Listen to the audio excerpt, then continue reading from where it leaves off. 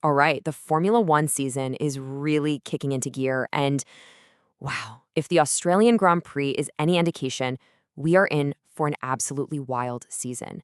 Melbourne was just, it was a story of pure chaos, but also incredible control. And it gave us a little taste of what's to come. So let's get into it. So, our story starts at the Albert Park circuit in Melbourne, which, it looks beautiful, right?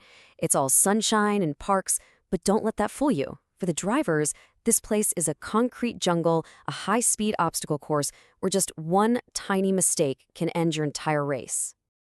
And this basically sums up the start of any race, but especially in Melbourne. The second those lights go out, it is just an explosion of noise and burning rubber. You've got 20 drivers all trying to get into that first corner at the same time. We call it controlled chaos, but let's be real. In Melbourne, it's mostly just chaos. And what happens right after that start is what makes this race so incredible. Those first few laps, it's just a full-on war in the midfield. I mean, you have cars literally inches apart, wheel to wheel, with drivers braking so late you'd think they're trying to bend the laws of physics just to get one spot further up the grid. And while all that's happening on the track, you gotta feel for the strategists sitting on the pit wall. I mean, they've spent weeks, maybe months, creating the perfect race plan. But this is Melbourne. All it takes is one little lockup, one gust of wind, and poof, all that hard work just goes right out the window. But in the middle of all that mayhem, there was one driver who was like an island of calm. While pretty much everyone else was battling it out, Max Verstappen was just putting on a clinic, a total masterclass in how to win a Grand Prix. And this year, this really breaks down why he's so dominant. It's not just that he's fast, which he is. He's frighteningly fast. It's the precision, the ability to put that car exactly where he wants it every single lap. And as you can see, that gap to everyone else just got bigger and bigger and bigger.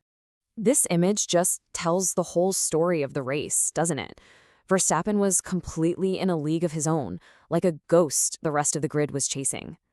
His drive wasn't just a win, it was a statement.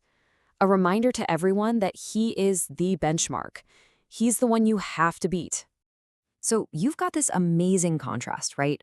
On one side, you have the reigning champion, a guy who is at the absolute top of his game.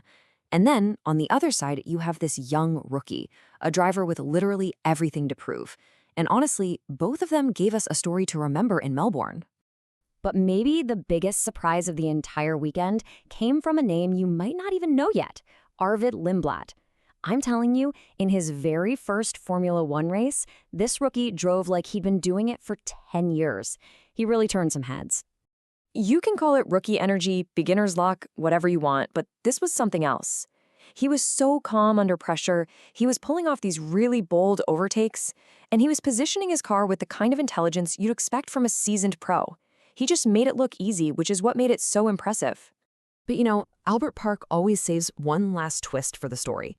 Just when you think things are starting to settle down, that's when chaos decides to show up. A mistake, a car stuck on the track, and then suddenly you see those words pop up on the screen.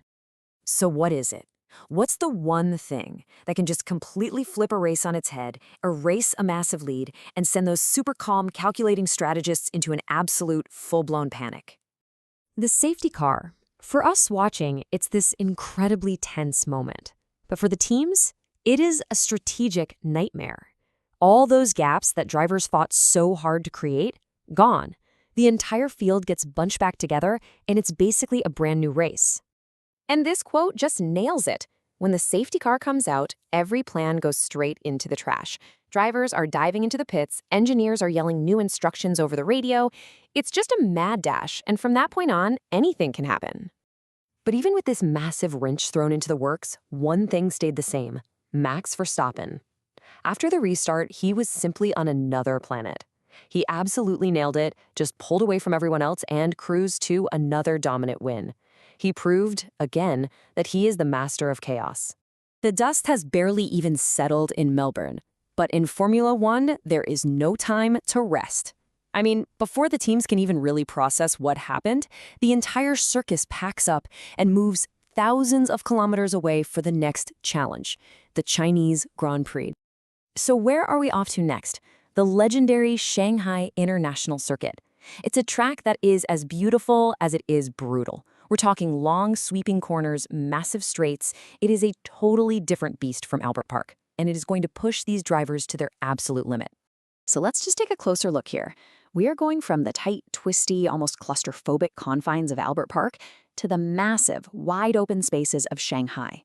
And what that means is we're going to see a completely different kind of racing, with way more emphasis on pure top speed and using that slipstream to overtake. Shanghai is famous for that opening corner. It's this right-hander that just seems to go on forever, tightening and tightening on itself, which puts so much stress on the tires. And then you have those monster straights, which are just perfect for some heart-stopping wheel-to-wheel battles.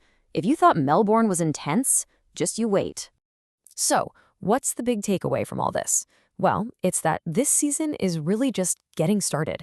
We've seen total dominance, we've seen incredible new talent, and we've been reminded that chaos is always, always just around the corner.